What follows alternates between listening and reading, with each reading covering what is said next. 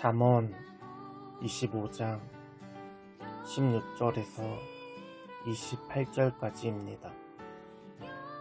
너는 꿀을 보거든 조카리만큼 먹으라.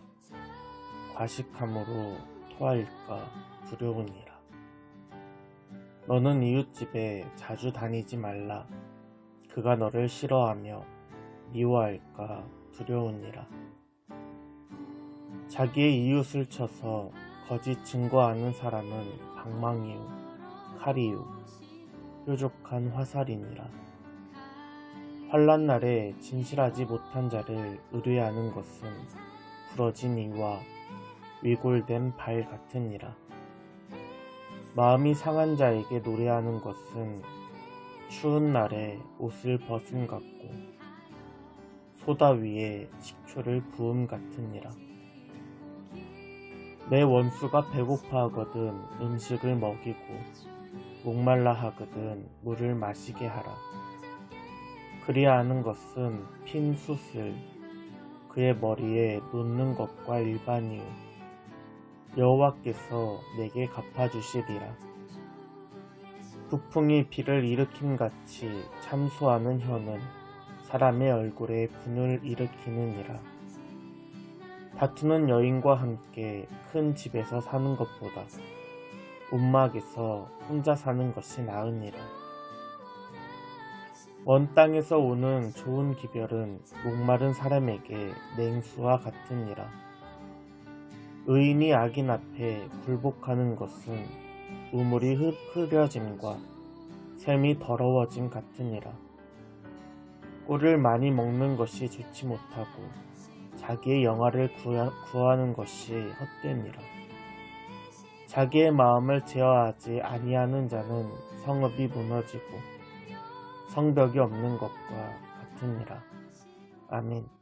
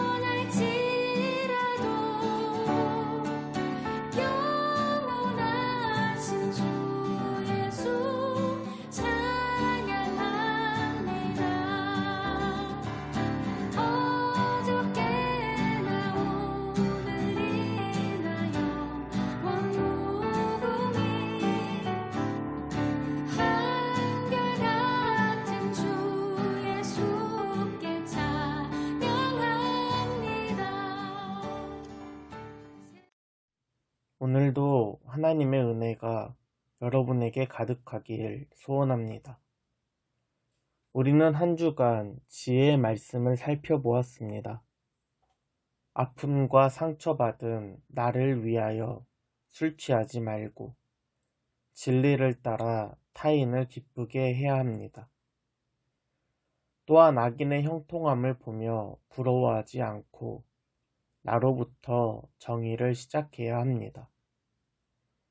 그리고 사랑의 입맞춤과 같이 적절하고 바른 말을 상대방을 위하여 해야 합니다. 마지막으로 은혜 찌꺼기와 같은 우리 마음속에 교만과 비판하는 말과 실속 없는 번지르르한 겉을 버리고 하나님의 마음을 시원하게 하자라고 나누었습니다. 이렇듯 지혜의 말씀은 주로 관계와 사회 정의에 대해서 말하고 있습니다. 지혜는 타인 속에서 올바르게 서는 것이고 공의롭고 정의로운 사회를 만들게 합니다. 그 속에는 여호와 하나님을 경외함이 가장 기본적인 전제가 되어 있습니다. 오늘 말씀 16절입니다. 너는 꿀을 보거든 조카리만큼 먹으라. 과식함으로 토할까 두려우니라. 아멘. 오늘 말씀에 등장하는 꿀은 자연적으로 만들어진 야생꿀을 의미합니다. 평소에는 발견하기 힘든 매우 귀한 것입니다. 사사기에서 삼손은 자신이 죽인 사자에게서 난 야생꿀을 부모님에게 갖다주는 장면도 있습니다. 이처럼 자연적으로 만들어진 야생꿀은 매우 귀하며 맛도 좋습니다. 그러나 아무리 귀한 꿀이라도 절제가 필요합니다. 16절에서 조카리만큼 먹으라 라는 것은 만족할 때까지 먹는 것이 아니라 적당히 먹는 것을 의미합니다. 귀한 꿀에도 절제와 적당히가 필요하듯이 사람 간의 관계도 적절한 거리가 필요합니다. 이에 대해서 17절은 너는 이웃집에 자주 다니지 말라. 그가 너를 싫어하며 미워할까 두려우니라 라고 말하고 있습니다.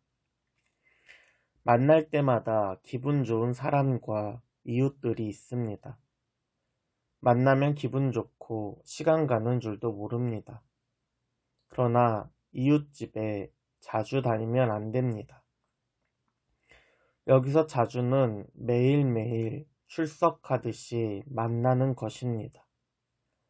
이러한 만남은 조금씩 시간이 지나면 실증이 나고 예기치 않는 일로 서로 미워할 수 있습니다. 이렇듯 서로 좋은 관계라도 올바른 관계 안에서 이루어져야 합니다. 꿀처럼 만날 때마다 즐거움만 추구하는 관계는 결국 토하기 마련입니다. 서로의 이익을 위해서 만나는 관계는 결국 깨지기 마련입니다. 오늘 말씀 18절입니다.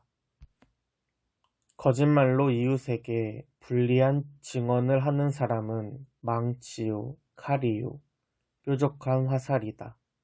아멘. 거짓말로 이웃에게 불리한 증언을 하는 사람은 자기 이익을 위한 사람입니다.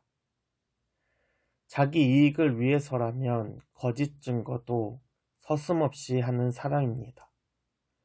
이러한 사람은 망치요, 칼이요, 뾰족한 화살입니다. 망치, 칼, 화살은 전쟁에서 사람을 죽이는 도구입니다.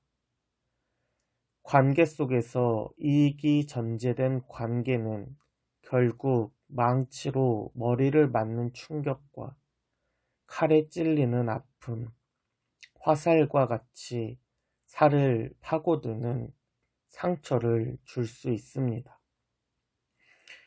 오늘 말씀 19절을 세 번역으로 읽습니다.